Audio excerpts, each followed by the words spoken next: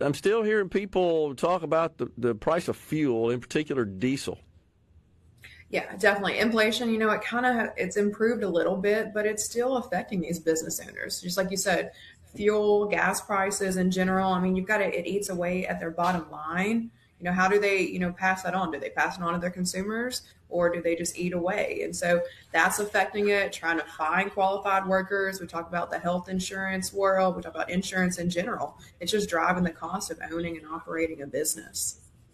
Yeah, no doubt. I've attended an event a couple of days ago where there were some state senators present. It was just kind of a social event. And one of them spoke and said that what he's hearing from his constituents is that their number one concern as we head into the midterms is not just inflation and cost of living, but specifically health insurance, cost of health care. Topping the list. Absolutely. Are you finding the same, hearing that from your members?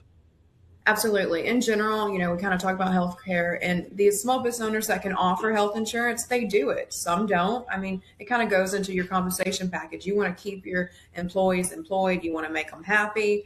And so the ones that can do it, but I mean, it has continued to rise throughout the years and you kind of have to make a decision. Do I continue to do this? Does it eat away? Does it affect my capital? Reinvesting, am I going to invest in health insurance, continue to pay the premiums? I think it's something at a federal level and state level we've really got to continue to focus on.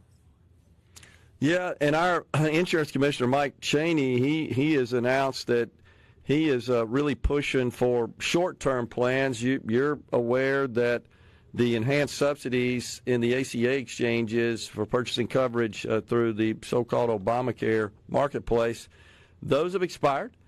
And those were implemented in Joe Biden's Inflation Reduction Act. Those have now expired.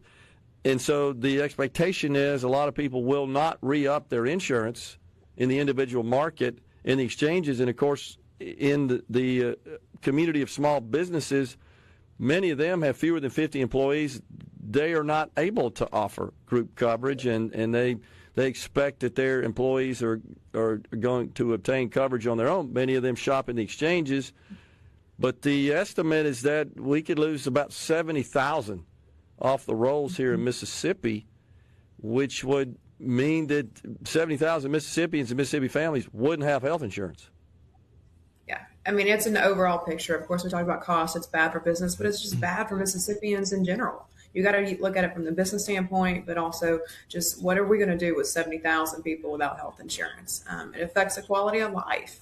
And so I think that's something as we continue to move into midterms, as we address next session, it'll be January before we know what the year's flying by. So we'll be back in Jackson preparing. And so I think that's something these legislators and just congressional members have to think about. I tell everybody every time they go, it's recess right now. So your congressional members at home, go visit them, see them, go gripe at them and tell them exactly what's happening in your business. It's their time to hear about it.